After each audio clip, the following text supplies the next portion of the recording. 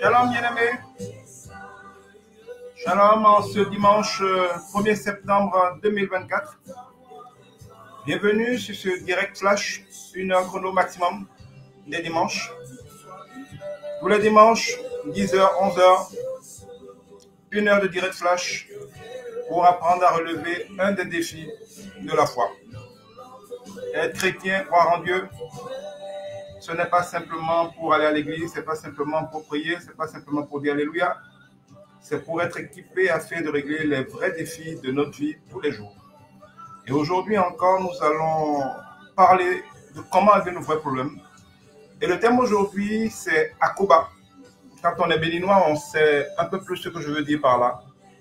Akoba, c'est quand le malheur vous frappe, quand le ciel semble vous tomber sur la tête.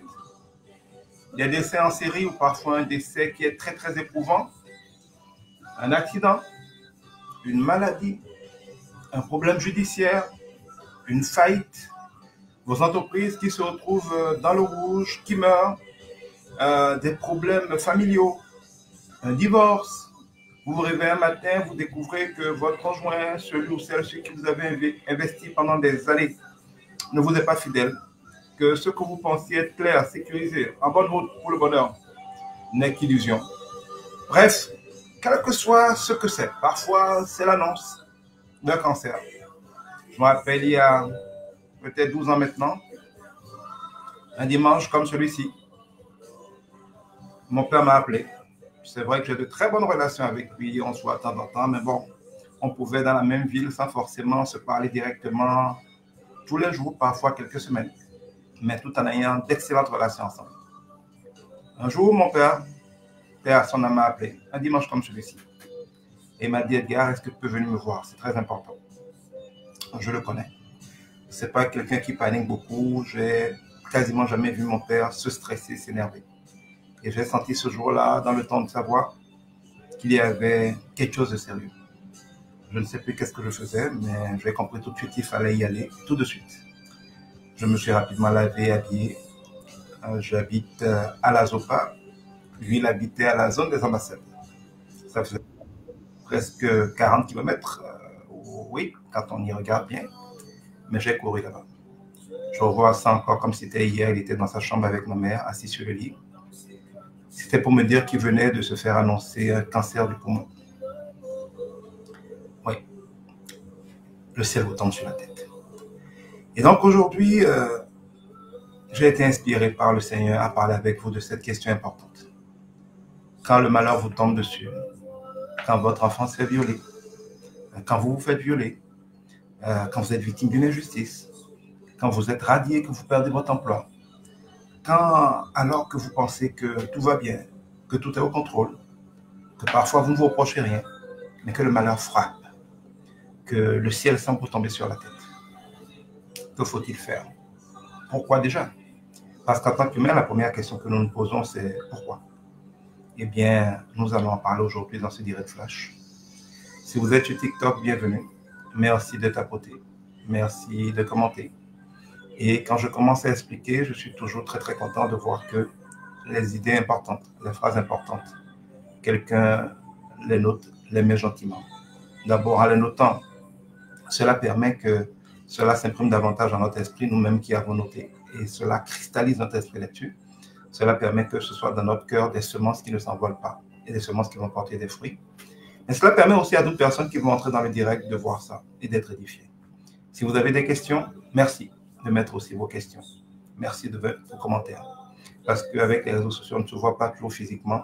Nos réactions, nos commentaires, nos observations, nos exclamations, c'est cela qui fait que la conversation demeure vivante et que ceux qui sont avec nous peuvent le vivre comme quelque chose d'agréable. Et ça permet à ceux qui rentrent dans le direct de la joie à la vie. Donc, shalom à vous. Et nous allons donc y aller rapidement. Avant d'oublier, je voudrais vous rappeler, si vous êtes de ceux qui sont intéressés, à partir du samedi prochain, dans une semaine, le 7 septembre, de 11h à 19h, nous organisons un brunch pour les célibataires. Le but, c'est d'équiper ceux qui sont au célibat malgré eux, ceux qui sont fatigués d'être seuls, de leur apprendre à sortir du célibat de leur apprendre à se connecter à la bonne personne, de leur apprendre à ne pas s'enfermer sur eux-mêmes, mais à faire ce qu'il faut rapidement, que ce soit spirituellement pour briser ce qui doit être brisé, pour activer ce qui doit être activé, qu'en termes pratiques. Et il y a déjà beaucoup de gens qui sont inscrits. J'avoue qu'il y a beaucoup plus de femmes actuellement que d'hommes.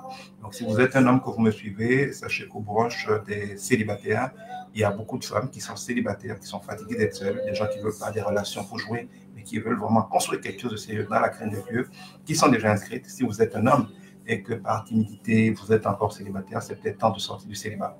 Une chose est de vouloir le grand amour, une chose est de faire ce qu'il faut, où il faut et comme il faut pour l'avoir. Et donc, si vous êtes intéressé par ce branche des célibataires plutôt, ça va être le 7 septembre dans un jardin à Cotonou. Ça va commencer à 11h, ça va se terminer vers 19h, 20h.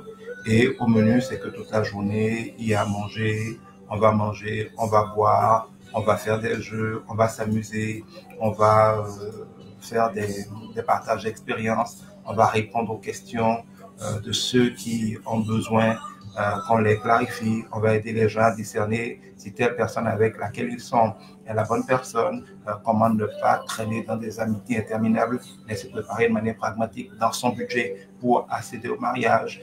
Il y a des gens qui sont 30 ans, 40 ans, 50 ans même, en nouvelle ans. Hermione, moi, n'a jamais marié à l'église, gloire à Dieu. Une femme qui avait 53 ans, qui avait quitté une relation précédente il y a 20 ans. Rien n'est désespéré, ni pour les hommes, ni pour les femmes. Parfois, certains ont des problèmes particuliers qui font qu'ils sont encore au célibat. On ne leur parle pas toujours. On est dans une société où les gens ne vous disent pas toujours ce qui ne va pas avec vous. Bref, ça va être vraiment un moment de bénédiction. Et si vous êtes intéressé, il vous suffit de contacter par WhatsApp le 94 97 17 17 94 97 17 17. Vous allez pouvoir profiter de ce branche des célibataires et quelqu'un viendra vous livrer vos billets. Voilà, on va donc avancer rapidement dans le thème d'aujourd'hui. Et je voudrais donc commencer par vous dire des malheurs, des mauvais coups de la vie, le malheur qui frappe, des mauvaises nouvelles qui arrivent à l'improviste. Ce n'est hélas pas quelque chose de rare. Ce n'est hélas pas quelque chose qui n'arrive qu'aux méchants. Parce que l'une des choses qui pose souvent problème quand ça arrive, c'est qu'on se dit tout de suite, pourquoi moi Seigneur, qu'est-ce que je t'ai fait? Nous avons, à tort ou à raison, associé un peu trop systématiquement, mais je pense à tort, les malheurs qui nous frappent à des péchés que nous aurions commis, à des choses qui seraient notre faute. Et on commence à dire, qu'est-ce que je t'ai fait? J'ai entendu des gens dire, est-ce que c'est moi qui ai crucifié Jésus? Seigneur, pourtant je suis ton enfant, pourtant je suis un croyant, pourquoi tu permets ça? Pourquoi? Alors, je voudrais vous dire déjà que, comme le dit la parole de Dieu, les épreuves qui nous arrivent, les malheurs qui nous frappent, ce sont des choses qui arrivent à tous les êtres humains. C'est des choses qui sont arrivées à tous les êtres humains qui ont cette terre-là ou qui ont foulé le sol de cette terre-là. C'est arrivé même à notre Seigneur Jésus-Christ le temps qu'il était ici. C'est donc quelque chose de parfaitement normal. La vie est faite de haut et de bas. Et depuis le livre de la Genèse, donc depuis le commencement, nous voyons très clairement qu'il y a eu une nuit et un jour. C'était une autre nuit et un jour. C'était la deuxième journée. Les nuits, ce n'est pas seulement les nuits au sens du climat, au sens de la météo. Les nuits, c'est aussi les périodes d'épreuve. C'est les périodes d'incertitude. C'est les périodes où on ne voit rien. C'est les périodes où on est perdu. C'est les périodes où on ne peut rien faire d'autre que de se reposer, de prier, de reprendre des forces en attendant qu'un autre jour se lève. Donc, il est normal que des malheurs nous frappent. Il est normal que la vie ne soit pas tous les jours rose. Il est normal un jour de perdre quelqu'un qu'on aime. Il est normal un jour de faire face à un grand malheur. Il est normal que des activités, un couple, des affaires, une entreprise qui marchait très bien un jour périclite. La vie est ainsi faite. Depuis le péché d'Adam et Ève, le monde est corrompu. Le diable est en action, son règne est en action, mais Dieu règne toujours. Et c'est la bonne nouvelle. Donc, première chose, c'est des choses qui arrivent, ça arrivera toujours. Et quand ça nous arrive, nous ne devons pas toujours avoir l'impression que nous avons été particulièrement ou personnellement choisis par la vie qui veut nous punir. Ça ne veut pas forcément dire que Dieu est loin de nous. Parfois même, ça peut être exactement le contraire. Vous verrez, c'est quand Jésus est rentré dans l'eau du baptême, qu'il est sorti de l'eau du baptême, que le Saint-Esprit est descendu corporellement sur lui, confirmant qu'il est le Fils de Dieu bien-aimé et que Dieu est avec lui. C'est à ce moment que la prochaine phrase que nous voyons dans la Bible, c'est le Saint-Esprit conduisit maintenant Jésus dans le désert pour y être tenté et éprouvé pendant 40 000 et 40 jours. Vous verrez avec Job, Dieu atteste que Job est son serviteur, qu'il est fidèle, qu'il n'y a pas de faute en lui. Et pourtant, il va se faire malmener par Satan avec la volonté permissive, donc avec l'autorisation de Dieu. On le voit dans la Bible, quasiment tous les apôtres ont été crucifiés, sauf Jean, qu'ils ont pourtant essayé d'ailleurs de fuir et qui n'est pas mort. Donc, ce n'est pas parce que vous n'êtes pas avec Dieu, que Dieu ne vous aime pas, que vous n'êtes pas en Dieu, que vous n'avez pas la faveur de Dieu, que vous n'avez pas la grâce de Dieu, que les malheurs frappent. Parfois même, c'est exactement le contraire.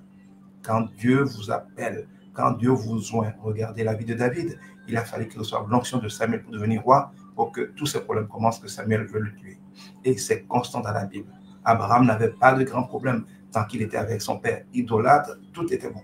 Le jour où Dieu l'a appelé, on lui dit, suis-moi, sors de la maison de ton père, je vais te conduire dans un désert, mais plus tard, je vais t'établir sur un grand peuple, tu vas être béni et tu seras source de bénédiction. C'est là que ces défis ont commencé.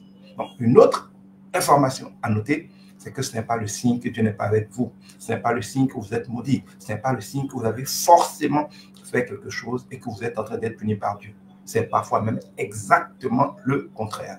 Et donc, nous ne devons pas nous dire pourquoi moi. Ça peut être n'importe qui et ce sera nous tous avant de quitter cette terre. Ça fait partie du cours de la vie. Une autre chose qu'il faut noter, c'est que les malheurs ne sont pas toujours des malheurs. Je ne sais pas comment le dire, mais vous savez, Dieu nous dit dans sa parole que ce n'est pas à nous de juger, ni à nous de retribuer. Le jugement appartient à Dieu. Dieu dit que tous les jours sont bons. Dieu dit que tout ce qu'il a fait est bon. Dieu dit que tout est grâce. Tout, ça veut dire tout. Tout est grâce. Dieu dit que tout concourt au bien de ceux qui aiment Dieu, surtout quand on regarde les choses du point de vue de l'appel à la destinée de Dieu pour chacun de nous. Donc, l'un des problèmes, et ça c'est l'une des choses que j'ai appris dans la douleur, que j'ai appris et qui nous font beaucoup de bien aujourd'hui, c'est qu'en réalité, ce qui fait souffrir le plus les êtres humains que nous sommes, ce n'est pas tant ce qui arrive que le jugement que nous portons sur ce qui arrive. Ce n'est pas tant ce qui arrive que la manière dont nous voyons, vivons, percevons, considérons ce qui arrive. Un malheur peut te frapper, mais si tu considères que c'est normal, c'est la vie et que ça va passer, eh bien ça passe très vite. Mais quand un malheur te frappe et que tu résistes, c'est comme les vagues de la mer. On ne gère pas les vagues de la mer, on n'affronte pas les vagues de la mer, on n'essaie pas de contenir les vagues de la mer. On surfe sur les vagues de la mer quand on peut, on reste tranquille sous l'eau, que les vagues se calment et on va reprendre tête. Mais celui qui veut lutter contre les vagues, affronter les vagues, va après toujours se fatiguer et se faire briser. La vie, c'est quelque chose sur lequel on doit surfer. Ce n'est pas quelque chose qu'on doit affronter. Plus, et c'est démontré, tous les spirituels vous le diront, et la parole de Dieu le confirme, quand vous résistez à la vie, quand vous voulez affronter la vie, quand vous faites de chaque chose qui arrive dans la vie un problème à résoudre, vous êtes constamment en train d'affronter la vie au lieu de vivre la vie. Nous n'avons pas été conçus, ni créés, ni équipés par Dieu pour affronter la vie. Nous avons été créés pour vivre la vie et pour considérer que tout est grâce. La grâce, c'est quoi? La grâce, ça ne veut pas dire que ce n'est qu'un cadeau de Dieu. La grâce, c'est la puissance de Dieu qui est gratuitement offerte à ceux que Dieu aime pour accomplir dans leur vie, au travers de leur vie, avec eux, ce que Dieu a prévu pour eux.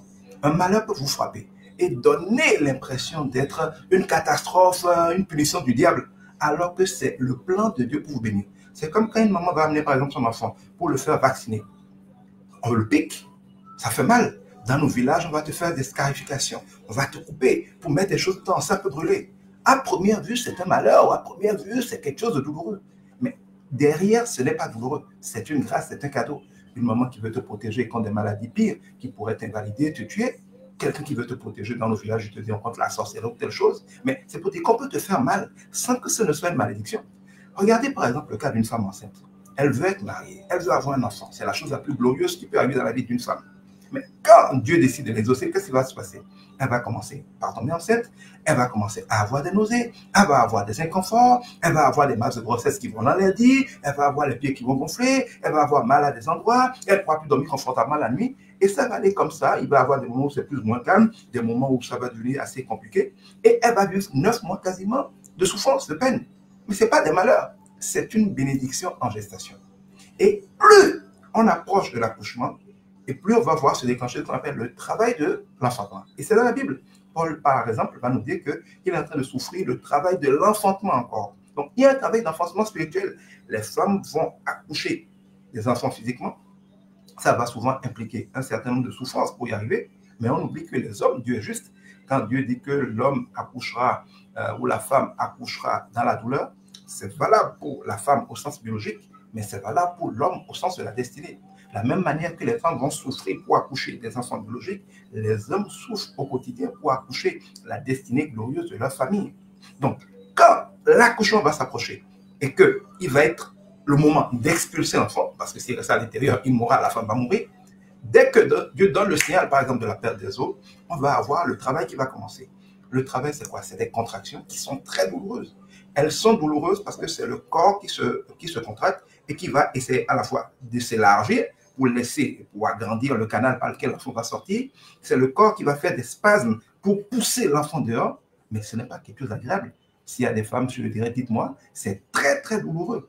Au début, c'est un peu douloureux et puis c'est espacé. Ça vient fréquemment, mais c'est espacé.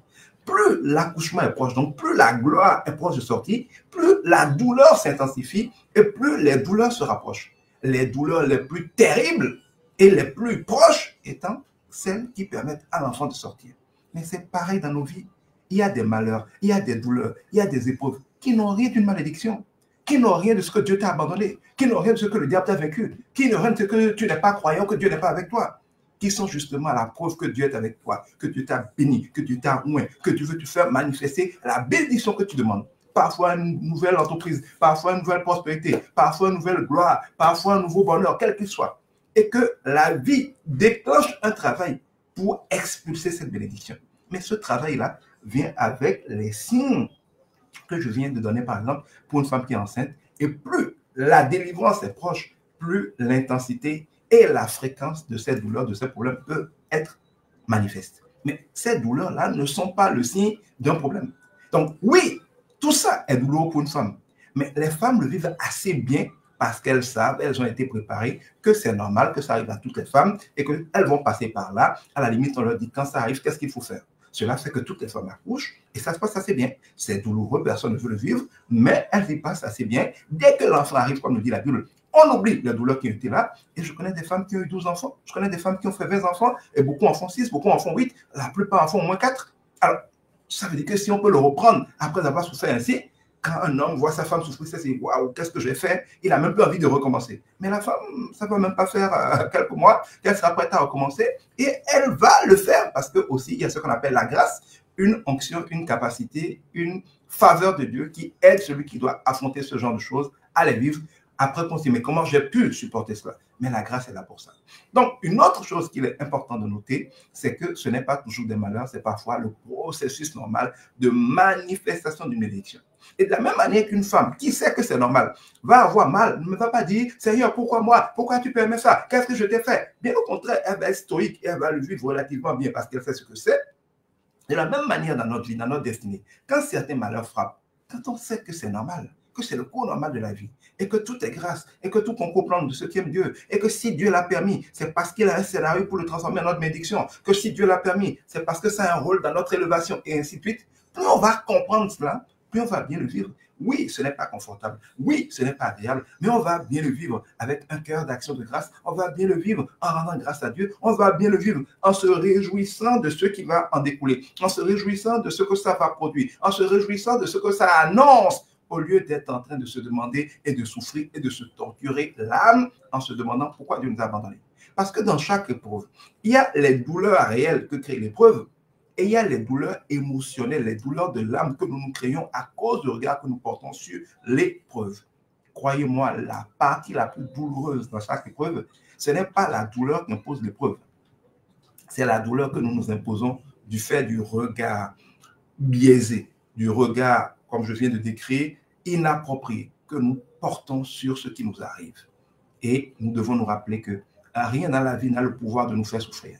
Et Jésus l'a dit dans sa parole. J'ai privé le monde du pouvoir de vous nuire.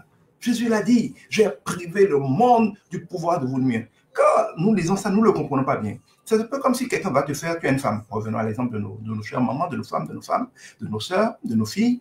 Et tu es enceinte. On va devoir te faire une césarienne.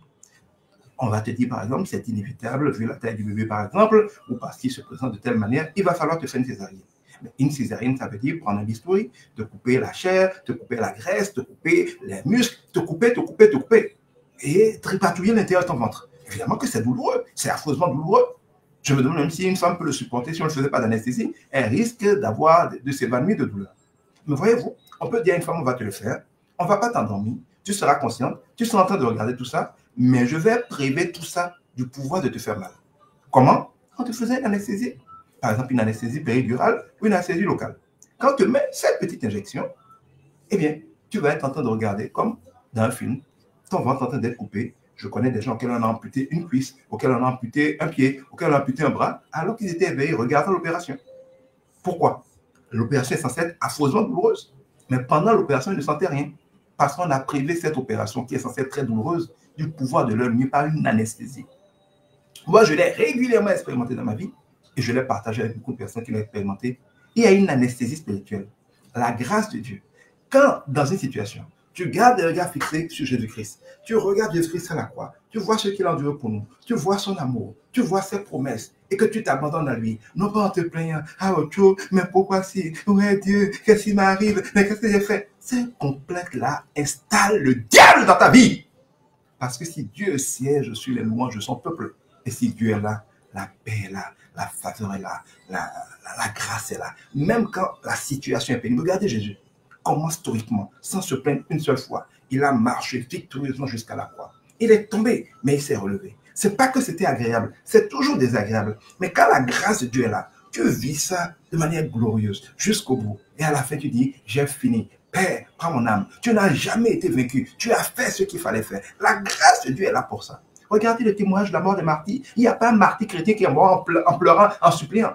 Il meurt toujours de manière stoïque. Parce que Dieu, avec une forme d'anesthésie spirituelle, c'est une onction qui ne vient que dans les temps d'épreuve. Moi, je l'ai expérimenté. Quelqu'un dira que quand tout va bien, Dieu nous chuchote. Quand nous avons de petites difficultés, Dieu parle fort dans notre vie. Mais Dieu crie dans nos épreuves. Les moments où vous avez le plus de connexion, le plus de révélation, le plus d'intimité, où vous sentez le plus la grâce de Dieu, Dieu présent dans vos vies, c'est le moment d'épreuve. Et pour ça, Dieu dit dans sa parole qu'il ne dédaigne pas un cœur contrit. Quand notre cœur souffre, quand notre chair, c'est-à-dire nos émotions, l'être naturel en nous est ébranlé, est faible, c'est ce que Paul nous dit en disant, j'ai découvert que plus je suis fort, non, plus je suis faible et plus je suis fort, parce que c'est lorsque moi je suis faible, plus je suis faible, et bien plus la puissance de Dieu se manifeste dans mes faiblesses. Dieu est un Dieu glorieux. C'est comme une mère, plus un enfant est faible, malade, plus elle va en prendre soin. Plus un enfant est handicapé ou généralement un peu plus vulnérable que les autres, plus on va l'aimer. Plus un enfant est bébé, plus on s'occupe de lui. Mais plus il grandit, commence à être autonome, plus on le délaisse. Mais c'est pareil. Quand nous sommes faibles, quand nous sommes abattus, quand nous sommes découragés, quand la vie s'enchaîne contre nous, Dieu ne dit pas, voilà, c'est bien fait pour toi, tu as péché, je m'éloigne. Comme tout père, comme toute mère, il vient. Et l'amour de Dieu est décuplé dans notre vie. La manifestation, la sensation, le témoignage perceptible pour ceux qui ont un discernement spirituel de la présence de l'amour de Dieu est décuplé dans le moment d'épreuve. Mes moments de pire épreuve ont été mes moments de plus grande intimité avec Dieu et mes moments de plus grande grâce. Quand dans l'épreuve, vous êtes dans la fosse au lion, par exemple, si au lieu de pleurer du fait que Dieu vous a laissé mettre dans la fosse au lion, vous vous rappelez que vous êtes dans la fosse au lion depuis, que tous ceux qui sont autour ont déjà été mangés, mais que le lion ne vous a pas mangé, vous transformez, si vous êtes un vrai croyant, le découragement, les complaintes en « waouh, moi il ne m'a pas mangé, et on jette quelqu'un d'autre, il le mange. » Donc ce n'est pas qu'il était rassasié, c'est que Dieu a fermé sa bouche pour moi. Cela doit transformer vos complaintes en louanges, parce que Dieu siège sur la louange. Le roi Dieu s'assoit quand vous le louez. Il vient prendre place quand vous le louez. Mais l'inverse est vrai. Satan siège sur les complaintes. S'il y a une expression que je déteste et que j'interdis à mes enfants, c'est Haocho. Je déteste cette expression. C'est une louange à Satan. Esprit d'apitoiement sur soi. Je n'ai personne. Tu n'as personne. Où est ton Dieu? Tu n'as personne qui te donne le souffle de vie. Même si tu es orphelin, on s'en fout. Tout le monde sera orphelin de père demain un jour. Mais ce n'est pas nos parents terrestres qui sont nos parents. Nos vrais parents, c'est Dieu. Et il ne meurt jamais. Il est là. Il est le Dieu des orphelins, le Dieu des veuves. Nous ne sommes jamais esselés. Un chrétien, un croyant qui est enfant de Dieu n'est jamais esselé. Et plus il a l'impression d'être seul, plus en général, c'est que Dieu permet que, ne sentant plus la présence des autres, il est fait de plus, qu'il est fait d'une vraie relation, qu'il est fait de Dieu. Dieu produit souvent en nous des faits qu'il est le seul à pouvoir assouvir. Dieu va parfois éloigner les gens de nous pour nous faire sentir le besoin de lui et pour nous permettre de le rechercher afin de le trouver, pour qu'il puisse mieux nous bénir. Il dit que l'humilité précède la gloire. Donc Dieu veut permettre et va permettre qu'on t'humilie. Non pas parce qu'il ne t'aime pas, mais parce que quand on n'est pas humilié, on est orgueilleux. On compte sur nos propres forces. On pense qu'on est capable. Et quand on pense qu'on est capable, on se débrouille seul. Quand on se débrouille seul, la vie, cette vie difficile va nous briser. Les gens vont nous briser. Dieu dira dans Jérémie 17, malheur à ceux qui comptent sur les hommes. Quand tu te sens fort, quand tu vas bien, tu comptes sur toi-même, tu avances. Parfois, ça marche. Mais parfois, la vie te smash. Dieu, quand il t'aime, va permettre que les hommes te lâchent. Va permettre que ceux sur lesquels tu t'appuies te lâchent. Que les circonstances sur lesquelles tu comptes te lâchent ou ne soient pas présentes. Que les énergies, que les moyens, que les opportunités, que tout ce sur quoi tu comptes humainement te lâche. Pour toi, c'est un grand malheur. Mais pour Dieu, il vient juste d'enlever la béquille pour te faire compter sur lui-même. Tant que tu comptes sur les hommes, tu ne vas pas t'appuyer sur Dieu. Or, les plus grandes bénédictions que Dieu t'a destinées viennent quand tu t'appuies sur Dieu. Il va donc y avoir des circonstances où pour nous bénir, Dieu va permettre que nous soyons humiliés, que nous soyons contraints à devenir humbles, que nous soyons seuls, que les gens nous abandonnent, que les gens nous condamnent et que nous soyons obligés de nous abandonner à Dieu. Pas parce qu'il ne nous aime pas, pas parce qu'il veut nous punir, mais parce qu'en nous abandonnant à lui, nous allons pouvoir jouir des choses les plus glorieuses qu'il a prévues pour nous. Et que tant que la vie ne nous a pas humiliés, nous rendons humbles. De cette humilité qui précède la gloire, nous n'allons pas jouer de la gloire de Dieu. Quand on dit Seigneur, glorifie-toi dans ma vie, on dit en fait Seigneur, déclenche le processus par lequel je vais être assez humble pour que l'humilité précédant la gloire, je jouisse de ta gloire. Il y a beaucoup de problèmes, beaucoup de malheurs apparents qui ne sont que le début de l'exaucement de l'une de nos prières. C'est comme la femme qui dit Seigneur, donne-moi un enfant, donne-moi un enfant. Quand elle commence à avoir des masses de grossesse, ce n'est pas une malédiction, c'est le début d'un exaucement. Quand elle ne peut plus se coucher comme d'habitude du côté où elle dormait parce qu'elle a un gros ventre, ce n'est pas un problème, ce n'est pas une malédiction, ce n'est que le début de l'exaucement. Quand le travail d'enfantement commence, que c'est douloureux, qu'elle crie, qu'elle ne sait plus où tenir, qu'elle ne peut plus s'asseoir, c'est douloureux. Mais ce n'est pas une malédiction, ce n'est pas une punition, c'est l'exaucement de ce qu'elle a demandé. Même si c'est douloureux, il ne s'agit pas de maudire Dieu, de demander pourquoi moi. Et merci Seigneur pour cet enfant, que je sois en bonne santé, qu'il soit en bonne santé. Mais comme Jésus, qu'est-ce que Jésus a demandé? Il a dit, Père, si tu peux détourner cette coupe de moi, fais-le. Mais dans tous les cas, si tu ne veux pas le faire, parce que c'est inévitable, ce que Jésus a vécu dans le jardin de Gethsémani, c'est le travail d'enfantement de l'œuvre de la croix qui nous a sauvés. Donc, même si c'est douloureux, il sait bien que ça ne peut pas être contourné. La femme qui en travaille, si elle ne pousse pas, si elle n'a pas ce travail, elle va mourir avec sa grossesse, l'enfant va mourir. Si ça traîne trop, les deux sont en péril. Et là, il y a des femmes qui meurent dans cette situation. Mais qu'est-ce que Jésus a dit? Toutefois, pas ma volonté, mais ta volonté. Première chose, il faut arrêter de se battre contre la vie, je l'ai déjà dit. Deuxième chose, le Père lui a envoyé des anges pour le fortifier. Dans l'épreuve, ce n'est pas toujours d'y échapper. Toutes les situations ne sont pas des situations à régler. Il y a des choses qui se passent dans votre vie, vous demandez à Dieu de les régler, les règles. D'autres choses se passent, vous demandez à Dieu de les régler, il ne les règle jamais. Il dira quoi? Comme à Paul, qui avait une écharpe dans la chair, qui a prié 3 fois. Et Dieu lui a répondu en disant, non, je ne t'exaucerai pas. Mais il ne s'est pas arrêté. Il dit, ma grâce te suffit. Dans la plupart de nos épreuves, même quand Dieu ne nous donne pas ce que nous voulons, il nous donne toujours ce qu'il faut, sa grâce. La grâce, c'est que par exemple, tu as une dette qui est là, les gens te fatiguent, tu fais tout pour payer, tu pries pour que Dieu t'aide à payer, tu espères pouvoir payer. Mais Dieu ne te donne pas de quoi payer. Mais Dieu règle le problème en faisant en sorte que tout ce auquel tu dois t'oublies, ne te fatigue plus, ne te pose plus de questions. Il enterre la dette, il tue la dette, il fait s'évaporer la dette. Elle existe toujours en théorie, mais en pratique, c'est comme si elle n'existait plus. Dieu t'a exaucé, parce qu'en fait, ce dont tu as besoin, ce n'est pas forcément d'effacer la dette, c'est d'avoir la paix du cœur. C'est vrai que la manière la plus logique d'avoir la paix du cœur, c'est d'avoir payé et de ne plus être devoir personne. Mais Dieu, pour différentes raisons, je pourrais peut-être y revenir ici ou dans un autre direct, peut permettre que tu restes un peu sous la menace de cette épée Damoclès, pour t'attacher à Dieu, pour chercher la face de Dieu, pour expérimenter aussi, parce qu'il n'y a que dans nos épreuves que nous pouvons connaître notre Dieu. C'est quand tu es dans une situation qui aurait dû te tuer, comme la fosse au lion, où le lion est là, et que le lion ne t'a pas mangé, c'est une démonstration plus édifiante de ce que Dieu est grand que si simplement tu avais échappé à la fosse au lion. C'est comme quand on conduit une moto, par exemple, et que tu manques de te faire écraser par un camion. D'accord? Et tu échappes juste, le camion veut te ramasser, tu le feintes. On dit, waouh, il est fort. Ça, tu es content, tu as échappé à l'accident. Mais quand Dieu permet que le camion te percute, qu'il te projette en l'air à 2 mètres de hauteur, tu retombes quasiment à quelques dizaines de mètres plus loin, ou alors le camion t'a traîné, tout le monde a fermé les yeux parce qu'ils sont sûrs que là, tu vas être ramassé en bouillie. Mais quand on ouvre les yeux, tu n'as rien eu, tu n'as pas d'égratignure, ta moto a son rétroviseur cassé, mais rien d'autre. Alors qu'on vient de voir ce qui s'est passé. Qu'est-ce que les gens diront? Par exemple, au Bénin, on va te dire, Maoutin annoncé.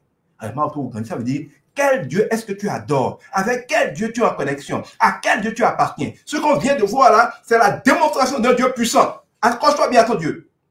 Mais parce que là, tu as frôlé la mort. Que Dieu fasse qu'on te mette dans la fosse au lion, bon, on oublie ça rapidement, c'est quasiment normal. Mais que Dieu permette que tu te mettes dans la fosse au lion, qu'il mange tous les autres, mais que toi, il ne te mange jamais. Ça, on se rappelle que ce Dieu-là est grand. Après ça, le roi dit, le Dieu de ce gars-là, désormais, il faut que tout le monde l'adore. C'est pareil quand on les a mis dans le feu. Si Dieu permet qu'on ne te mette pas dans le feu, bon, on sait que Dieu t'a protégé. Mais il va y avoir des fois où Dieu va te sortir du feu, ou va éviter qu'on te mette dans le feu, mais il va y avoir des fois où Dieu va permettre qu'on te mette dans le feu pour démontrer aux hommes que même s'il te met dans le feu, lui peut assurer que tu ne sois pas brûlé. Et ça fait partie des promesses de Dieu. Quand vous regardez la parole de Dieu, Dieu ne nous promet nulle part que ces hommes chrétiens n'ont pas de problème. Qu'est-ce que Dieu dit? Il dit, ils te mettront dans le feu, mais il ne te brûlera pas.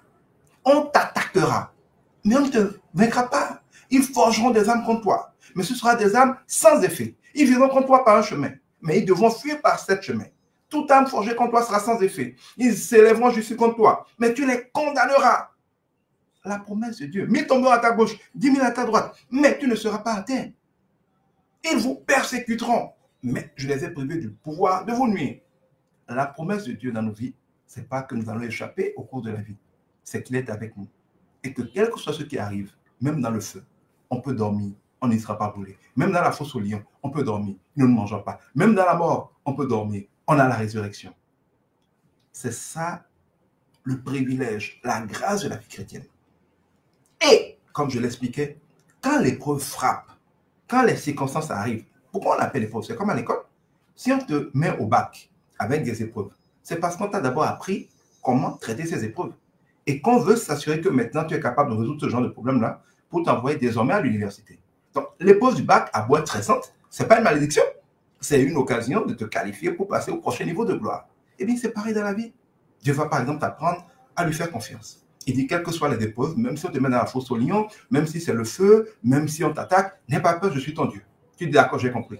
Mais comment tu vas t'assurer que tu as compris?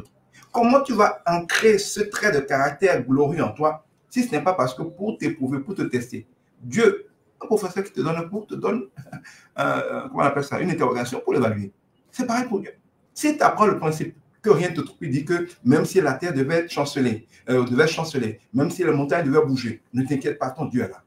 Mais comment tu vas être sûr que tu as compris ça? Comment tu vas être sûr que ça fait partie de ton esprit désormais, de ton caractère désormais, si ce n'est pas parce qu'il te soumet à des situations où le monde autour de toi est ébranlé, ou des situations effrayantes arrivent. Au début, quand ça arrive, tu paniques, tu perds confiance. Et Dieu laisse les choses se faire un peu, ça se tasse, et puis tu dis non, tu as manqué de foi. Tu dis, j'ai compris. Mais Dieu ramènera la même épreuve. C'est comme quand tu échoues à un examen, tu le passes jusqu'à ce que tu réussisses. Dieu ramènera la même épreuve. Ce n'est pas parce qu'il ne t'aime pas, c'est comme une musculature. Quand vous voulez avoir des gros muscles, on ne vous donne pas des gros muscles. La seule manière d'avoir des gros muscles, c'est de faire ce que vous n'aimez pas faire, c'est-à-dire prendre du poids assez souvent, des poids de plus en plus lourds, de plus en plus fréquemment. Parfois, à chaque entraînement, vous avez des micro-déchirures, donc des courbatures, mais au bout d'un certain temps, vous allez avoir une ossature qui, à elle seule, suffira à faire fuir l'adversaire. C'est beaucoup plus efficace que de vous protéger contre chaque adversaire qui vient. Quand vous entendez que vous avez une ossature, une musculature qui fait fuir l'adversaire, qui ne lui donne même pas envie de se battre contre vous, c'est une victoire plus totale, plus parfaite que de juste vous donner garde-corps pour vous protéger de certains bandits. C'est comme ça que Dieu travaille dans notre vie. Et donc, certaines choses que nous appelons des épreuves sont un processus de musculature spirituelle. Ce sont des occasions que Dieu, après nous avoir enseigné par sa parole, nous avons enseigné par différents mécanismes, va nous offrir dans la vie, dans la vraie vie. C'est comme à l'école, un bon professeur ne vous donne pas des théories. Il vous fait faire des exercices qu'on appelle des études de cas pour découvrir en pratique un principe, la manière dont fonctionne quelque chose spirituellement ou quelque chose pratiquement si c'est à l'école. Donc, vous faites des exercices pratiques et vous en tirez une leçon. Quand on a fait l'exercice, quand on a vu comment les choses se passent et qu'on a pris une leçon, cette leçon reste beaucoup plus que si on a appris la leçon en théorie. C'est pareil. Il y a des choses qu'on peut lire dans sa Bible, mais on ne les comprend jamais jusqu'au jour où on les a vécues. Quand, par exemple, tu te retrouves dans une situation catastrophique, soit de maladie, soit de prison, soit des choses terribles, et que tu vois la gloire qu'il y a dedans, quand tu vois la paix que tu as, quand tu vois la joie que tu as, quand tu as un comportement, toi, tu dis, mais comment je fais? Quand on dit que Pierre chantait en prison, je l'ai vécu, je peux le comprendre. Mais je ne pouvais pas le comprendre parce que je ne l'ai pas vécu. Il y a des choses glorieuses qu'on ne peut pas comprendre tant qu'on ne les a pas vécues. À un moment, j'ai été malade, j'étais quasiment à l'article de la mort, les médecins étaient désespérés, les gens paniquaient, mais moi je vivais des rêves glorieux, je sentais la présence de Dieu, c'était extraordinaire. Si c'était à refaire, je n'ai pas peur que ça revienne, mais au contraire. Donc, il y a des choses que nous pouvons expérimenter qu'en les vivant. Et Dieu, dans son amour, doit nous aider à nous libérer de la chair, nous libérer de la peur. Dieu doit nous confronter à des choses. Parce que dans chaque épreuve, écoutez-moi bien, ce que je veux dire est très important. Dans chaque épreuve, plus que ce qui arrive, la manière dont nous réagissons est l'essentiel. Je le répète, pour la vie, pour Dieu, Dans chaque épreuve, le vrai test, ce n'est pas dans ce qui arrive, c'est dans comment on réagit. Vous savez, quand par exemple vous prenez un fruit, comment vous savez s'il est bon ou pas? Il n'y a qu'une manière, le couper et le goûter. Si par exemple c'est une orange, vous devez la couper et vous devez la presser. Vous imaginez bien qu'en la pressant, vous la triturez. Vous la triturez, c'est forcément douloureux. Mais c'est la seule manière d'en sortir le jus. Ensuite, vous allez goûter le jus. Si le jus est bon, vous allez dire waouh. Si le jus est, vous allez le déposer. Mais c'est pareil dans la vie. Quand Dieu doit nous évaluer, quand Dieu veut te passer au prochain niveau de gloire, il va te juger. Comment on jauge un croyant? En l'éprouvant, en le pressant, en le triturant, en le soumettant à des circonstances pour voir qu'est-ce qui sort de lui. Notre valeur spirituelle, ce n'est pas notre attitude, ce n'est pas qui nous sommes quand tout va bien. C'est quand le malheur frappe. Dans la Bible, l'histoire, par exemple, c'est l'histoire de Job. Peut-être qu'on fera un enseignement spécial là-dessus. Job, c'est quelqu'un que Dieu aimait. C'est quelqu'un qui était juste. Il n'était pas coupable de quelconque péché. Évidemment, il avait, je vais y revenir, il avait sa part de responsabilité dans ce qui lui arrivait. Puisque Job, à la fin, va confesser ce que j'ai craint, c'est ce qui m'est arrivé. Ce que j'ai redouté, c'est ce qui m'est atteint. Ça veut dire quoi? Jésus nous dira, il t'en est fait selon ta foi. L'Ancien Testament dira, vous êtes comme sont les pensées de votre cœur. Ça veut dire que par la loi de la foi, que d'autres appelleront dans le monde païen la loi de l'attraction, nos pensées, ce que nous croyons, va attirer une certaine réalité. Si tu as peur, donc que tu crois au pouvoir de nuisance du diable et que tu as des petits doutes sur la bonté de Dieu, tu donnes au diable le pouvoir de t'accabler. Mais si tu crois à la faveur de Dieu, à la grâce de Dieu, à la bonté de Dieu, à la perfection de Dieu, eh bien, il t'en est fait selon ta foi. Chaque fois que Jésus a guéri des gens, y compris la femme qui lui a volé quasiment la guérison, sans même son avait dit, femme, ta foi t'a sauvé. Mais de la même manière que la foi en Dieu nous sauve, la peur du diable nous expose et permet et autorise illégalement le diable à télécharger dans notre vie ce que nous craignons en lui. La Bible dira que si tu ne crains pas, Satan ne peut rien te faire. Parce que de la même manière que tu ne peux pas télécharger de bénédiction chez Dieu sans avoir foi en Dieu pour le faire, tu ne peux pas télécharger de malédiction chez Satan sans avoir la peur. Parce que la peur, c'est pour Satan ce que la foi est pour Dieu. Et c'est pour ça que quand on dit qu'un malheur n'arrive jamais seul, c'est parce que Satan envoie toujours comme première flèche la peur. Tu es là, tu es confiant, tout va bien dans ton couple, tu es content, tu es heureux, tu es un couple parfait. Satan envoie une première flèche. Peut-être tu surprends un message de ton conjoint ou tu le surprends dans une position compromettante. Là où toi, tu n'as jamais eu peur d'entendre, la peur arrive. Mais attention, si tu ne traites pas rapidement cette peur-là avec Dieu, en remettant ça à Dieu, en parlant franchement avec ton conjoint, en te disant dans tous les cas, si quelque chose doit arriver, ça arrivera, tout est grâce. Moi, je ferai ma part, en disant, Seigneur, que tu t'en occupes, prends mon cœur, restaure les choses. Si tu ne traites pas ça de la bonne manière et que tu commences, par exemple, à avoir peur, à être suspicieux, à contrôler, à vérifier, de la même manière que la foi attire ce qu'on croit de Dieu, la peur attire ce qu'on craint du diable. Quand tu commences à avoir peur d'être trompé par ton conjoint, tu commences à fouiller son téléphone, tu commences à suivre partout, chose que tu ne faisais jamais avant, mais que la peur liée à l'information que tu as découverte a déclenché en toi, c'est ça qui est paradoxal. Tôt ou tard et rapidement, tu vas découvrir que ton conjoint te trompe. Ce n'est pas toujours parce qu'il te trompait, mais c'est parce qu'à partir du moment où tous les jours dans ton esprit, tu t'attends à être trompé, tu t'attends à avoir la peau d'un adultère, tu cherches la peau d'un adultère, tu crois en fait à l'adultère, tu crains l'adultère. C'est comme des aimants. Écoutez, si par exemple tu as des aimants en poche et tu rentres dans une quincaillerie où il y a des clous, et c'est des gros aimants puissants, plein de clous vont venir de partout vers toi et te piquer. Alors que d'autres personnes seront en train de passer au même endroit, aucun clou ne viendra. On va dire, mais pourquoi quand lui passe, les clous viennent de partout le piquer? C'est pas qu'il est malchanceux. Il y a sur lui, il y a en lui quelque chose qui attire les clous. Un puissant aimant. C'est pareil. Il y a dans notre esprit un aimant qui attire les choses de la même nature. Vous voyez, l'aimant, c'est comme en fer. Ça n'attire que du fer. Aucun aimant n'attire quelque chose en bois ni en plastique. D'accord? Donc, quand dans votre esprit, vous avez des pensées de foi, ces pensées de foi agissent comme un aimant à tout ce qui est de Dieu. Vous n'avez pas besoin de faire des efforts. On ne va pas chercher les bénédictions. Les bénédictions viennent à nous, dit la parole de Dieu. Il dit que la prospérité a des ailes. On ne la poursuit pas. Elle vient à nous. Donc, quand vous avez la foi, parce qu'il en est fait selon ta foi attire les promesses de Dieu. Mais de la même manière, quand tu as la peur, tu es câblé sur la fréquence. C'est comme si tu allumes la radio. Tu allumes RFI. Tu veux pas, tu veux écouter tout ce que les gens de RFI disent. Tant que tu es câblé sur cette fréquence. Mais si tu écoutes par exemple Radio Vatican, tu allumes, tu te câbles sur Radio Vatican, il n'y a rien à faire, tu n'entendras que ce que les gars du Vatican disent. Mais c'est pareil. La foi est une fréquence radio qui te connecte à Dieu pour télécharger, pour écouter tout ce que Dieu a pour toi. Mais la peur est une fréquence radio qui te connecte ainsi au diable pour télécharger, pour écouter ce que le diable a pour toi. Et le diable sachant, pourquoi on dit que malheur n'arrive jamais seul, c'est qu'il envoie un premier malheur ou une première circonstance qui ébranle ta foi, qui te déconnecte de la fréquence de la foi pour te connecter à la fréquence de la peur. À partir de ce moment, tu écouteras les programmes de la peur et tu vas, comme je viens de l'expliquer par le principe de l'aimant, commencer à attirer toutes sortes de clous, de problèmes qui arrivent à toi en série et qui arriveront tant que tu auras l'aimant sur toi. Tant que tu as la peur, tant que tu penses que tout va mal, eh bien, les problèmes vont s'enchaîner jusqu'au jour où tu tombes, jusqu'au jour où tu es vaincu, ou jusqu'au jour où quelqu'un t'enseigne, tu te réveilles, tu renouvelles tes pensées et tu remets les choses entre les mains de Dieu. Évidemment, ça veut dire que oui, les malheurs sont inévitables dans la vie. Dieu est souverain. Aucun malheur n'arrive si Dieu ne le permet. Dieu est le maître des temps et des circonstances. Et la Bible dit clairement que aucun malheur ne frappe une ville sans que Dieu en soit l'auteur. Dieu a le plein contrôle. Rien ne nous arrive parce que Dieu n'a pas pu réagir ou parce que Dieu a été surpris. Dieu est juste. Il est même justice, mais il est aussi amour. Dieu a ses caractéristiques. Il est omnipotent, il est omniscient, il est omniprésent, il ne se contredit pas, il est fidèle, il ne se reprend pas de ses dons, mais il a établi aussi des principes et il dit qu'il est lié par sa parole.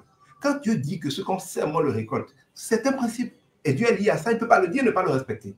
Évidemment, Dieu, dans sa bonté, dans son amour, va trouver des mécanismes pour nous protéger. Pourquoi Jésus était à la croix? Pourquoi il a fallu qu'on tue Jésus parce que nous méritons de mourir? Parce que tu ne pouvais pas dire, d'un côté, celui qui pêche doit mourir, le salaire du péché, c'est la mort. Et le lendemain, dit, bon, maintenant, vous avez péché, mais ce n'est pas grave, je vous pardonne, vous n'avez rien. Non, Dieu se serait contredit. Oh, Dieu dit qu'il ne se contredit jamais. Il ne se répand jamais à ce qu'il a dit. Il dit qu'il veille sa parole pour l'accomplir. Si sa parole dit que le salaire du péché, c'est la mort, et que quelqu'un pêche, et qu'il n'y a pas de mort, Dieu s'est contredit, Dieu n'est plus juste. C'est ça le problème de Dieu que les gens ne comprennent pas. Donc, Dieu ne peut pas juste se dédire. Mais Dieu peut dire, j'ai dit, et je suis obligé d'y veiller, que le salaire du péché, c'est la mort. Mais je suis aussi amour.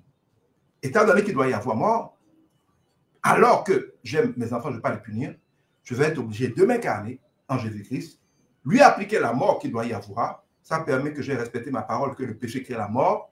Mais comme c'est moi-même qui suis venu prendre la mort à leur place, étant leur créateur, j'aurais pu veiller sur ma parole pour l'accomplir. Donc, ma justice, tout en manifestant mon amour en leur évitant à eux la mort. C'est ça l'œuvre de la croix. La croix, c'est le seul point d'intercession entre Dieu qui est obligé d'être juste, qui doit châtier nos péchés, et Dieu qui est obligé d'être amour, qui doit nous bénir. La seule manière de résoudre cette équation, sans que l'homme ne soit détruit, c'est que Dieu vient prendre la destruction à sa place, lui ayant le pouvoir de se ressusciter, et il paye à la place de l'homme, et il bénit l'homme. Mais ce n'est possible que si on accepte cela. Ce n'est possible que si on accepte l'échange. Ce n'est possible que si on vient à Dieu pour dire, oui, j'ai des péchés, prends-les, et donne-moi ta justice, donne-moi ta bénédiction. Ce n'est possible que si nous sommes humbles. Ce n'est possible que si nous allons à Christ. C'est pour ça, et je l'ai démontré, les féticheurs sont d'accord avec moi, les animistes sont d'accord avec moi, le courant est d'accord avec moi, quelle que soit la religion que vous prenez, il n'y a aucun autre chemin de salut. Le seul moyen d'être sauvé, c'est d'arriver au point d'intercession entre la justice de Dieu et l'amour de Dieu, c'est la croix. Quand vous prenez un féticheur qui fait des sacrifices au carrefour, le carrefour est une croix au sol. Si vous le voyez aller jeter des restes d'animaux sacrifiés sur le tas d'ordures, c'est Golgotha. Vous allez voir sur ma page YouTube et sur la plupart des réseaux sociaux, ça va circuler un enseignement qui est intitulé Kouliou et Bessissa, où je démontre qu'en fait, ce que les animistes font, ce que les occultistes font, relève du même principe spirituel que ce que Dieu a fait en envoyant Jésus à la croix. En fait, ils n'ont fait qu'imiter Jésus, qu'imiter Dieu par le sacrifice de Jésus. Mais le sacrifice de Jésus est le sacrifice qui donne la plus grande puissance, parce que la puissance d'un sacrifice est fonction de la taille de l'animal, est fonction de la pureté de l'animal. Il n'y a rien de plus grand que Dieu. Quand on a sacrifié un mouton, tu peux vaincre celui qui l'a fait en sacrifiant un bœuf ou en sacrifiant beaucoup de moutons. Donc, tant que tu sacrifies quelque chose et que quelqu'un peut sacrifier plus grand, il y a quelqu'un qui peut te vaincre. C'est un malin ennemi. Le deuxième élément, en dehors de la taille de l'animal, de la vie, parce que la vie est dans le sang, le deuxième élément de puissance, c'est la pureté. C'est pour ça qu'ils vont demander des coqs tout blancs, des oiseaux tout blancs, un mouton blanc.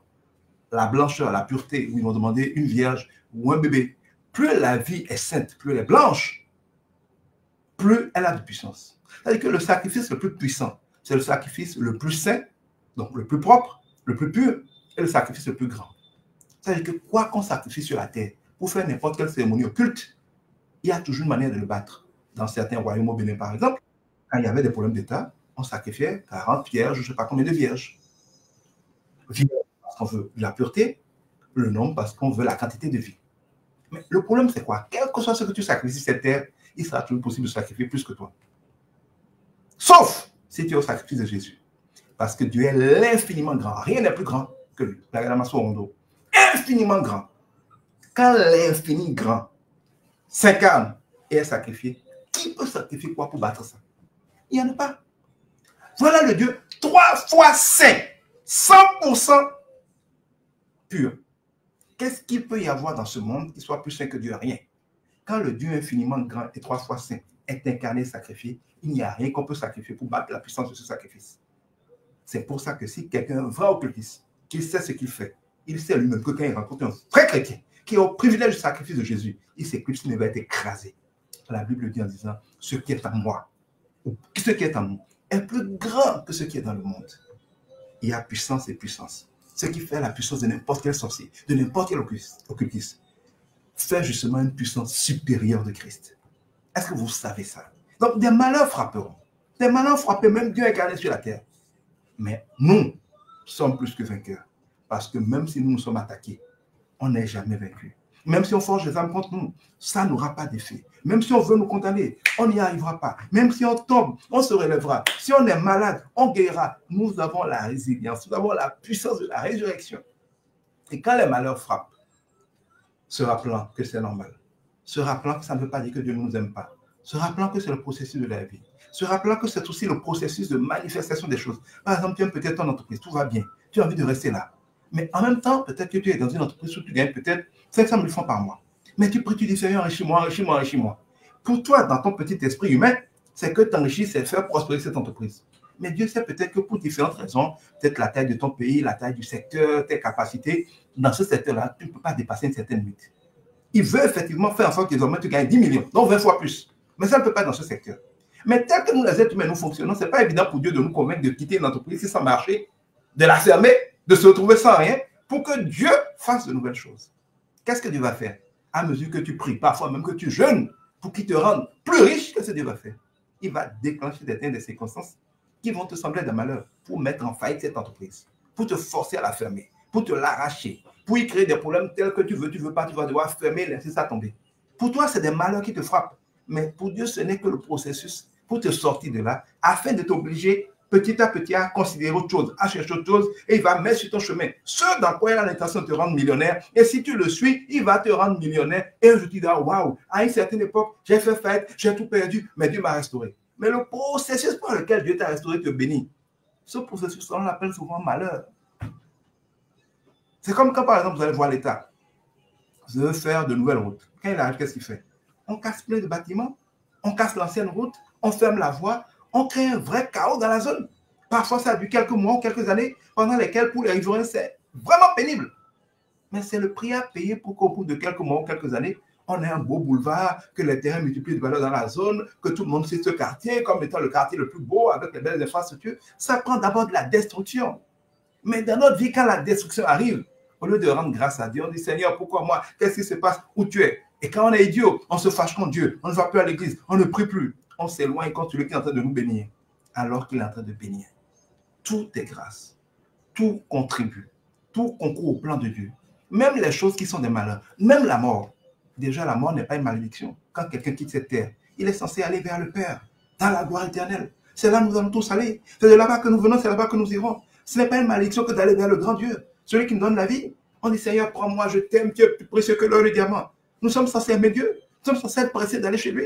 C'est parce que les gens ne connaissent pas le ciel, ils considèrent la mort comme une malédiction. Mourir, ce n'est pas une malédiction. Regardez Étienne mourant. Regardez Jésus mourant. Quand le ciel s'ouvre, Paul dira, mais la mort m'est un gain. Quand tu sais ce qu'il y a au ciel, tu es pressé d'aller au ciel. Donc ce n'est pas vrai que la mort soit la pire chose qui peut arriver à un être humain. À moins que ce soit un être humain qui ait vécu pour se positionner dans le camp de l'enfer. Et dans ce cas, mourir, c'est rejoindre l'enfer. Mais si vous avez vécu en Dieu, la mort est une bénédiction, c'est une délivrance. C'est le repos éternel. Donc, rien de si grave ne peut arriver à quelqu'un qui connaît son Dieu. Et même les choses qui sont douloureuses parce que nous résistons. Ouais, c'est un peu comme quand on veut te faire une injection.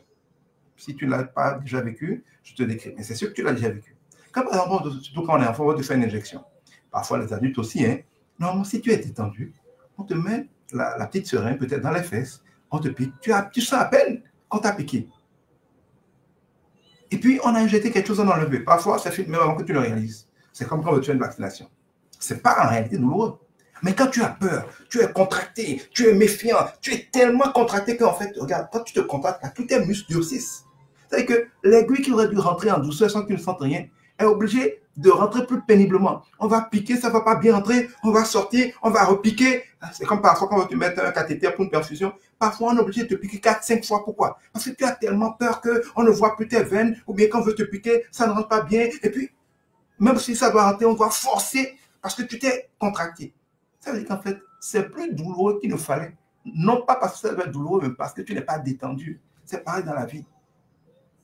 Il faut laisser certaines choses couler sur vous comme l'eau sur le dos d'un canard. Il faut en toutes circonstances rendre grâce à Dieu. Ça ne veut pas dire que ce qui se passe est agréable, mais Dieu est là, il est au contrôle. Il sait ce qu'il fait. Il y a des choses qu'il va vous éviter, il y a des choses qu'il va vous faire traverser. Parce que comme il dit, de la même manière qu'on éprouve de l'or, on va éprouver notre caractère. Il y a des épreuves que nous devons traverser pour nous connaître, pour connaître notre Dieu. Des épreuves que nous devons traverser pour grandir spirituellement. Des épreuves que nous devons traverser pour expérimenter que Dieu est fidèle. Il faut expérimenter la fidélité de Dieu dans certaines circonstances moyennes ou petites pour que quand des grands problèmes vont arriver, tu sois inébranlable. Si par exemple Dieu sait que tu vas devenir président de la République, tu vas devoir gérer des problèmes terribles face auxquels il faudra être inébranlable, avoir la paix. Mais si c'est Dieu vraiment qui t'envoie le président de la République, il doit te préparer. Il va te préparer comment? Avec des petites épreuves qui vont chaque fois développer en toi la résilience, la capacité à endurer, la sagesse, la maturité, la maîtrise de soi, la douceur. Regardez Joseph, d'être maltraité par ses frères, d'être jeté dans le puits, d'être vendu comme esclave, d'être trahi par la femme de Potiphar, d'aller être en prison. Et à travers tout ça, de garder une bonne attitude. Ce n'était pas que des malheurs qui s'enchaînaient. C'était un processus de Dieu pour le préparer. C'était des classes qu'il faisait. Et à chaque classe, il a validé. Et quand il finit de valider une classe, on le passe en classe supérieure. Il aurait pu dire, mais j'ai une bonne attitude comme mes frères m'ont persécuté. Pourquoi on m'a vendu comme esclave? J'ai une bonne attitude comme esclave. Pourquoi encore Potiphar m'a trahi? J'ai une bonne attitude en prison. Pourquoi encore on m'a mis en prison? Mais chaque fois, ce n'était pas de nouveaux malheurs. C'était la classe supérieure de la préparation. À la preuve, à la fin, qu'est-ce qu'il y avait? La gloire d'être premier ministre d'Égypte. Pour lui qui vient d'un petit pays, Israël, à côté de l'Égypte. Il n'avait aucune autre possibilité qu'un petit juif se retrouve numéro 2 en Égypte. C'est pareil dans ta vie, mon frère. Job, après avoir souffert, qu'est-ce qui lui est arrivé? Il a récupéré tous ses biens, il est devenu encore cette fois plus riche. Et on a vu que il paraît même que les épaules de Job, je ne sais plus combien de temps c'était quelques mois. C'est quelques mois. La Bible dit qu'il y a des jours de malheur. Mais le bonheur, ou plutôt le jour du malheur, la Bible même met ça au singulier, il y a le jour du malheur. Mais le reste, c'est des jours de grâce.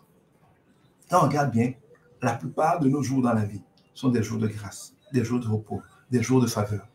Mais c'est aussi humain. Plus tout va bien, plus on néglige un peu Dieu.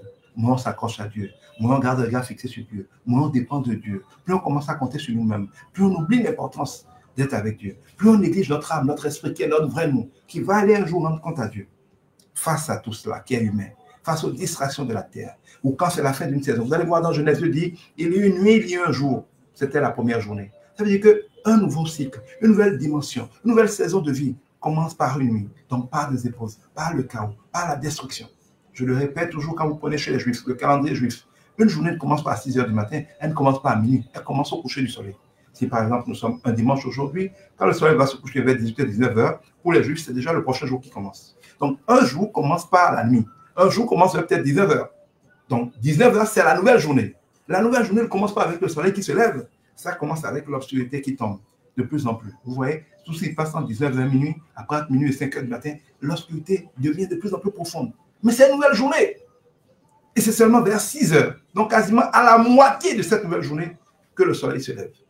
Et vous allez vivre la deuxième moitié de cette nouvelle journée dans la lumière. Ça veut dire quoi? Quand tu veux une nouvelle saison de gloire, c'est-à-dire faire de nouvelles choses dans ma vie, faire de nouvelles choses dans ma vie. Une nouvelle chose dans ta vie commence. Une nouvelle chose, c'est une nouvelle saison. C'est un nouveau cycle. C'est spirituellement un nouveau jour. Mais la Bible nous dit depuis le livre de la Genèse, allez lire. La Genèse ne dit pas un jour, il y a une journée, il y a une soirée, c'était un premier jour. Non, la Genèse ne veut pas les jours avant les nuits. La Genèse nous révèle que depuis la création, Dieu a établi les nuits précèdent les journées. Regardez bien, Dieu n'a pas dit il y a eu un jour, il y a eu une nuit, c'était la première journée. Dieu dit il y a eu une nuit avant d'avoir un jour, c'était la première journée. C'est-à-dire que le début de tout cycle, le début de toute nouvelle saison, c'est la nuit, c'est les ténèbres, c'est les épreuves, c'est les problèmes. Quand tu commences une nouvelle saison de ta vie, et Dieu nous conduit de gloire en gloire. Donc, une nouvelle saison de gloire, une nouvelle dimension de prospérité, une nouvelle dimension de santé, une nouvelle dimension de liberté, une nouvelle dimension d'onction, une nouvelle dimension de consécration, une nouvelle dimension de pouvoir. Peu importe Quand tu dis, Seigneur, fais de nouvelles choses, passe-moi au prochain niveau, donne-moi une percée. Première chose, déséquilibre. Pourquoi? Écoutez, quand on est par exemple debout, on est en équilibre. Si nous voulons progresser, on a les deux pieds par terre. C'est pour ça qu'on a l'équilibre. Nous sommes obligés de soulever un pied. On prend le déséquilibre. Regardez un enfant qui apprend à marcher. C'est beaucoup plus manifeste. Pour nous qui sommes adultes, on ne réalise plus. Mais regardez l'enfant qui apprend à marcher. Déjà, tenir en équilibre sans tomber, ce n'est pas évident. Au début, quand il se lève debout, il retombe. Il se lève, il tombe. Il est obligé de s'accrocher à des choses. Arriver tout seul, en laissant rien tenir, être en équilibre, ce n'est pas évident. Mais quand il arrive là, il a peur de bouger. Parce que chaque mouvement risque de le faire tomber. Et les premières fois qu'il lève un pied, il tombe immédiatement. Il faut beaucoup d'entraînement pour arriver à lever un pied sans tomber alors qu'on a un déséquilibre. Pouvoir avancer ce premier pied qu'on a levé en avant, le reposer. Là, on retrouve un équilibre relatif mais inconfortable parce qu'on est écartelé. On doit faire le même processus sur le deuxième pied, se remettre encore en déséquilibre, risquer encore de tomber. Avancer ce pied au niveau du second. Avant de trouver l'équilibre, on vient de faire un pas. C'est pareil dans la vie. Nous voulons tous que tout soit sûr. Nous voulons tous que tout soit certain. On veut qu'il n'y ait pas de risque. On aime notre zone de confort. C'est humain. Mais personne ne grandit dans sa zone de confort. Pour grandir, pour aller de gloire en gloire, il faut faire des pas. Il faut créer un déséquilibre. Il faut prendre un risque. Il faut avancer. Il faut risquer une nouvelle saison. Il faut être confronté à de nouvelles nuits. Il faut être confronté à de nouveaux problèmes, à de nouvelles adversités, à la destruction de ce qui était acquis, au brisement de nos repères, à la remise en cause de ce qui était établi, à la fermeture de certaines portes. Tu es dans une entreprise peut-être. Tu pries que Dieu te bénisse pour te donner un grand salaire là. Mais Dieu veut que tu deviennes entrepreneur. Il va te faire virer. Et si tu ne veux pas démissionner, il va d'abord te pousser à démissionner. Tu ne veux pas démissionner, on va peut-être te persécuter. On va te créer des problèmes. On va te virer. Tu vas avoir des situations infernales. Pour toi, c'est que le ciel se déchaîne sur toi. Le ciel ne se déchaîne pas sur toi. Le ciel essaie de te pousser. C'est comme un travail d'enfantement. Le ciel te sort de là de force pour te rentrer dans ta glorieuse destinée qui n'est pas là. Tout est grâce. Et Dieu dit dans sa parole qu'il ne permet jamais que nous frappe une épreuve qui dépasse ce que nous pouvons supporter. Dieu qui est l'enseignant, Dieu qui nous éprouve pas, les épreuves pas au sens de Dieu ne nous teste pas dans le genre en nous piégeant pour que nous commettons le mal. Non, Dieu ne pousse personne à faire le mal. Mais Dieu, quand il t'a appris des choses, quand il veut te faire grandir, va te mettre face à des circonstances pour vérifier ton niveau, pour t'aider à te jauger, pour t'aider à voir tes faiblesses, pour t'aider à comprendre ce qui te manque. Et il va travailler avec toi pour t'élever. Et il va te retester. Et il va le faire jusqu'à ce que tu maîtrises bien ce qu'il veut que tu développes comme manière de penser, manière de parler, manière d'agir, manière de réagir. Ce n'est pas des malédictions. Bien sûr, la vie est ainsi faite. Il y a des choses que nous semons, que nous récoltons. Quand tu fais certaines choses, quand tu sèmes certaines mauvaises pensées, certaines mauvaises actions, tu vas récolter des problèmes. Et là, le malheur, c'est ta faute. Mais même là, Dieu est miséricordieux. Il ne veut pas la mort du pécheur, mais qu'il se répande et qu'il vive. Dieu est toujours miséricordieux. Même quand les problèmes que tu as sont de ta faute, admettons, encore que beaucoup de choses que nous pensons de notre faute ne sont pas de notre faute. Il y a des choses que nous avons héritées, il y a des choses qui relèvent de l'environnement, il y a des choses qui sont spirituelles, il y a des choses aussi qui sont notre faute. Il faut toujours dire à Dieu, Seigneur, si c'est ma faute, je te demande pardon. Et si tu comprends, si Dieu te donne la conviction que c'est ta faute, il faut te repentir. Et si tu es chrétien, ce n'est pas un problème. Tu pleures le sang de Jésus-Christ, ça le nettoie tout simplement et c'est fini. Donc, ça, ce n'est pas le grand problème. Et il y a des fois, on s'est mis sous des malédictions par nos paroles. Il y a des malédictions par notre action. Il y a des malédictions, par exemple, tu passes ton temps à sortir avec les femmes des autres. Ou bien peut-être tu es une jeune fille, tu sors avec les maris des autres. Eh bien, le jour où tu vas te marier, on va sortir avec ton mari. Parce que tu l'as subi. Tu vas le subir, il n'y a rien à faire. Parce que ce qu'on sait, on le réclame. Mais quand tu le comprendras, que tu vas comprendre que maintenant que tu es marié, ce n'est pas un malheur, on n'est pas en train de prendre ton mari, tu l'as assumé, tu es en train de le récolter.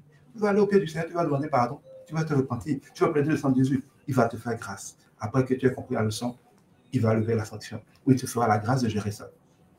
Non, Dieu est miséricordieux. Il n'y a rien qui soit malédiction sans solution en Christ. Mais si nous connaissons notre Dieu, nous devons savoir qu'il est là, il est au contrôle. Rien ne lui est échappé. Il est maître d'éteindre des circonstances. Il ne nous abandonne pas. Même quand nous récoltons les conséquences de nos fautes, Dieu ne nous déteste pas, il nous aime. Et s'il permet parfois que, comme on dit, s'il nous tire un peu les oreilles, ce n'est pas parce qu'il ne nous aime pas, c'est juste pour nous corriger, juste pour nous apprendre à bien nous comporter, juste pour faire en sorte, parce qu'il dit que l'autorité encourage le bien et décourage le mal. Dieu va toujours faire en sorte que nous comprenions que faire les choses comme il a dit donne la bénédiction. Ne pas les faire comme il a dit crée des problèmes. Dieu le permettra toujours. Mais comme on dit, enfant, quand on veut frapper un enfant, on veut châtier un enfant, on tient compte aussi de ce qu'après tout on l'aime. Qui aime bien châtie bien, mais il ne châtie pas pour détruire, il châtie pour corriger, il châtie pour redresser, il châtie pour améliorer, il châtie pour édifier. Dieu est un bon père. Dieu est un bon père. Et quand l'épreuve frappe, Que faut-il faire? Courir dans ses bras, demander pardon, plaider le sang de Jésus-Christ et s'abandonner à sa grâce. Dis Seigneur, prends le contrôle. Dis Seigneur, je ne sais pas ce qui se passe. Dis Seigneur, il dit si quelqu'un manque de sagesse, qu'il a demandé à Dieu. Qu'est-ce qui se passe? Je ne comprends rien. Si j'ai quelque chose à faire, dis-le-moi. Sinon, je m'abandonne à toi. Il faut faire confiance à la fidélité de Dieu. Il faut faire confiance à la providence divine. Et quand l'épreuve frappe, allez revoir, vous le retrouverez sur ma page YouTube, sur ma page Facebook. Je vais vous mettre dans TikTok aussi le rappel du lien de ma page, par exemple, YouTube et SoundCloud. Il est important que vous alliez voir un peu les autres directs. Il y a beaucoup d'enseignements que j'ai donnés qui vont vous expliquer ces choses-là. Vous allez voir, par exemple, sur mes pages, un enseignement qui est intitulé « La souveraineté de Dieu dans nos épreuves ». Comment même dans un pays, les malheurs qui frappent, Dieu est au contrôle de tout. Rien n'arrive sans que Dieu le permette. Vous allez voir des enseignements sur quand on veut agir, comment discerner. Par exemple, ce soir, à 17h30, 17h30 à 19h30, je vais donner un enseignement sur comment recevoir des songes, comment recevoir des rêves, comment recevoir des visions, comment les interpréter et quoi faire quand on les a reçus. Vous le retrouverez sur nos pages ce soir en 17h30 et 19h30 et sur mes différentes pages, vous allez voir, il y a une playlist consacrée à cela. Bref, comment on télécharge concrètement ces bénédictions. Vous trouvez aussi ces enseignements. Pourquoi est-ce que certains malheurs nous arrivent? Comment vaincre les malédictions qu'on a héritées? Bref, notre Dieu est merveilleux. Et si nous avons un peu de sagesse, nous réalisons qu'il a pourvu à tout ce qu'il faut pour notre bonheur. Et il a dit, le peuple de Dieu périt faute de connaissance. C'est plus par ignorance que nous avons des problèmes. Notre Dieu est là, il est fidèle, il veut nous bénir et aucune situation n'est désespérée. Et comme je vous l'ai déjà dit, le plus dur dans les épreuves, ce n'est pas ce qui arrive, c'est le regard que nous portons sur les choses. Avoir un esprit d'apitoiement sur soi, Ocho, Dieu m'a abandonné, il est où pendant que je suis en train de souffrir? Non, ce n'est pas la solution. Ce genre d'attitude ne fait qu'amplifier vos douleurs. Ce genre d'attitude va vous faire souffrir plus. Ce genre d'attitude va faire siéger le diable dans vos circonstances. Au lieu que vous vous abandonniez à Dieu, que vous fassiez confiance à Dieu, quand vous commencez à vous plaindre, vous invitez le diable à régner dans votre situation. Et si le diable règne dans votre situation, les malheurs ne feront que se multiplier. Vous devez plutôt vous calmer, vous devez plutôt apprendre à vous abandonner à la providence divine, à demander à Dieu de prendre le contrôle, à inviter Dieu à prendre le contrôle. C'est vraiment essentiel. Notre réaction dans les épreuves est plus importante que les épreuves elles-mêmes. Si vous avez la bonne réaction, on ne peut pas empêcher dans notre vie des épreuves d'arriver. Mais quand les épreuves arrivent, si nous réagissons bien, comme Jésus à la croix, ça va passer rapidement. La Bible nous dit que Jésus a méprisé l'ignominie de la croix en regardant la gloire qu'il attendait. Vous devez dans les épreuves, vous réfugier en Dieu, mépriser le problème en disant, ça va arriver, ça arrive à tous les hommes. Accrochez-vous à votre Dieu, cherchez la face de Dieu, rappelez-vous les promesses de Dieu. Comme Job, rappelez-vous que votre Rédempteur est vivant. Rappelez-vous que comme Dieu l'a dit, quand l'heure en sonnera, c'est lui-même qui va hâter ces choses. Confiez-vous à Dieu. Plus les problèmes sont là, plus vous devez vous accrocher à votre Dieu et aller chercher en Dieu la solution à ce problème. Vous pouvez même demander à Dieu, on en parlera ce soir dans l'enseignement sur les songes et les visions, qu'est-ce qui se passe? Et quand vous demandez à Dieu, il dit si quelqu'un manque de sagesse, qu'il la demande à Dieu, qui lui donnera la réponse sans le juger. Mais on la reçoit comment? Entre autres, par la parole de Dieu, mais aussi par les visions, par les songes. Quand vous traversez des épreuves comme ça, vous allez souvent avoir des songes, vous allez avoir des visions. Il faut les noter, il faut les interpréter parce que Dieu vous donnera des instructions dedans. Il dit, mes brebis connaissent ma voix et la suivent. Si dans l'épreuve, vous n'êtes pas capable d'entendre la voix de Dieu pour comprendre ce qu'il dit, pour faire ce qu'il dit, vous allez parfois être découragé quand les choses sont parfois simples. J'espère que tout cela vous sera utile, que le Seigneur vous a parlé aujourd'hui. Et quand, si vous êtes sur TikTok, je vous ai remis le lien de ma page YouTube. YouTube Edgar Lidibi. Vous avez aussi SoundCloud, si vous préférez les audios. Vous trouvez là-bas beaucoup d'enseignements qui vont vous détailler certains aspects de cette chose-là. Et si vous avez besoin de me joindre personnellement avec des questions personnelles, c'est toujours possible. Il suffit d'utiliser WhatsApp. Je suis plus sur WhatsApp, le 66 64 64 64. Je vais maintenant prier pour vous, mais avant, je vais regarder s'il y a des questions. Je vais y répondre. Après, je vais prier pour vous. Je regarde est-ce qu'il y a des questions auxquelles je n'ai pas répondu. Merci, Omolayo, que Dieu te bénisse. J'espère que ça t'a été utile. Annick Laura, shalom, j'espère que tu vas bien. Richéine, shalom. Voilà, il n'y a pas de questions. Rappelez-vous, ce soir, 17h30 à 19h30, l'enseignement sur recevoir des visions et des songes. Je vais maintenant prier pour vous. J'en profite aussi pour dire merci et pour rendre grâce à Dieu pour votre vie. Vous êtes de plus en plus nombreux, même si vous n'êtes pas encore nombreux, mais de plus en plus nombreux, du Bénin comme de l'extérieur, qui nous soutenez, qui soutiennent notre ministère. L'évangile, c'est gratuit, mais s'organiser pour le diffuser coûte très cher et nous sommes toujours bénis, quand par Mobile Money, quand par Flows ou par PayPal à l'international. Vous nous soutenez, quel que soit ce que vous avez. Un peu de beaucoup de gens, ça fait beaucoup. Merci pour vous. Merci, que Dieu continue de vous bénir. Et je vais prier maintenant pour vous. Shikaye borokondo kaitare bokonda rabaka. Borokota shende barabake barabokondo rabaya baranda kashtori kata borokondo. Père, je viens te rendre grâce. Merci pour ces frères, ces sœurs, nos fils, nos filles, qui sont ici réunis, ceux qui sont là, ceux qui vont t'écouter en différé. Seigneur, merci pour ce que tu nous as dit. Merci pour ton cœur qui a parlé à notre cœur. Donne à quelqu'un d'y voir la lumière. Donne à quelqu'un d'y recevoir la consolation.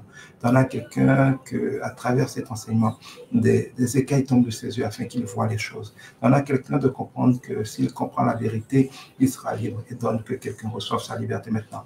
Fortifie quelqu'un, encourage quelqu'un, réconcilie quelqu'un avec toi, console quelqu'un. Donne que quelqu'un qui avait été loin de toi, qui était perdu, livré à l'ennemi, qui est en train de malmener, se répande, qu'il revienne à toi, qu'il se réconcilie avec toi.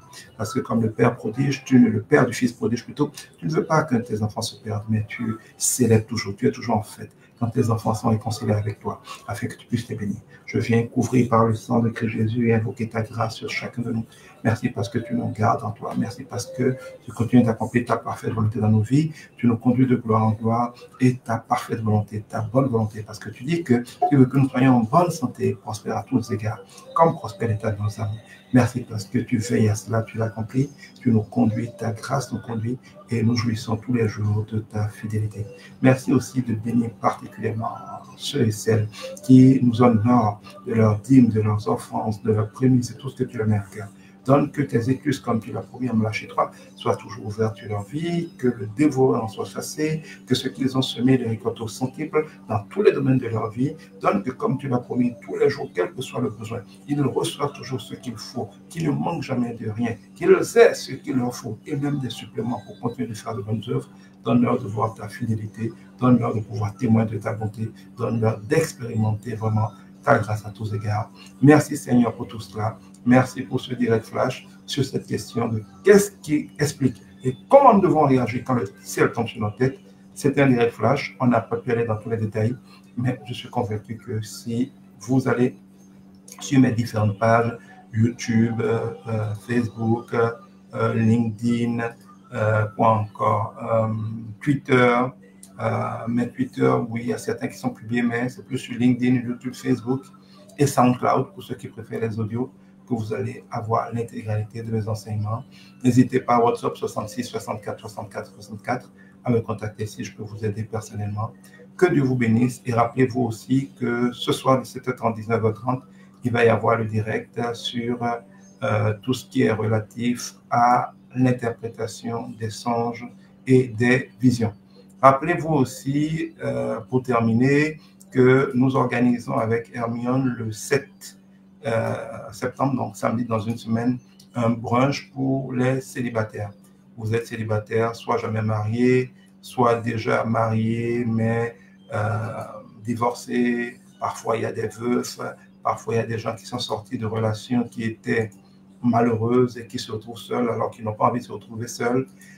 Ce brunch est pour vous. Il y a des gens aussi qui n'ont jamais été mariés et qui rêvent de pouvoir enfin sortir du célibat. Il y a des gens qui sont même déprimés. Tout le reste marche dans leur vie, mais côté sentimental, c'est pas la joie. Quel que soit l'âge, on a déjà marié des gens qui avaient 53 ans et qui étaient un couple il y avait des décennies. Vous pouvez avoir 40 ans, 50 ans et plus. Vous pouvez être jeune. Parfois, on se dit ça va aller, mais le temps passe, on commence à en faire un sujet de stress et puis on a peur que ça se complique. Ce brunch est fait pour vous. Ça ne coûte que 10 000 francs. De 11h à 19h dans un merveilleux jardin à Cotonou en plein air. On va pouvoir manger. Il y a des buffets au déjeuner, au petit déjeuner, au goûter. Souvent, il y a tellement à manger que les gens n'arrivent même pas à manger le quart de ce qui est disponible. On va manger, on va avoir des connexions, on va avoir des jeux, il va y avoir des occasions de se présenter, maintenant, parce que tous ceux qui sont là seront des célibataires, donc prêts à considérer des relations sérieuses. On va vous apprendre les bases de la construction, de la gestion d'un couple heureux, des gens qui sont par exemple en relation, en amitié, mais ça n'évolue pas depuis. Pourquoi personne ne s'intéresse à vous? Pourquoi les gens s'intéressent à vous et puis, alors que vous espérez aller plus loin, rapidement, ça tourne toujours mal, vous vous retrouvez seul.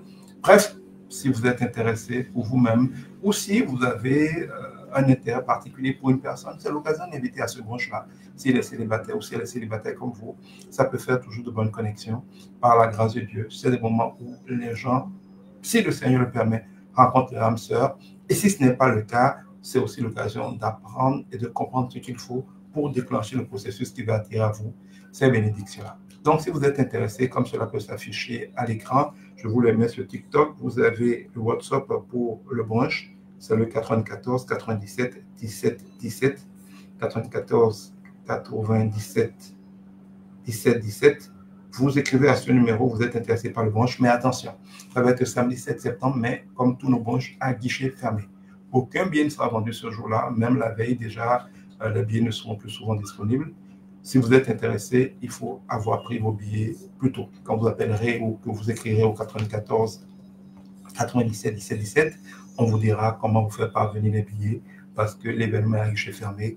Si on veut faire en sorte qu'il y ait à manger pour tout le monde, à boire sans problème, il faut savoir le nombre de personnes d'avance et prendre toutes les dispositions logistiques. Voilà un peu pour ce qu'il en est. Que Dieu vous bénisse, que Dieu vous garde.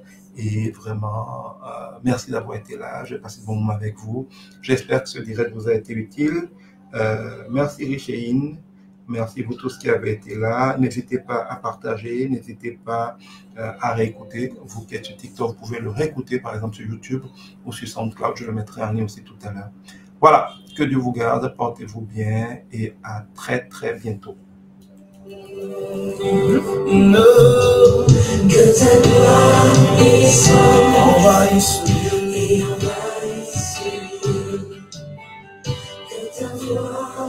puissante et majestueuse.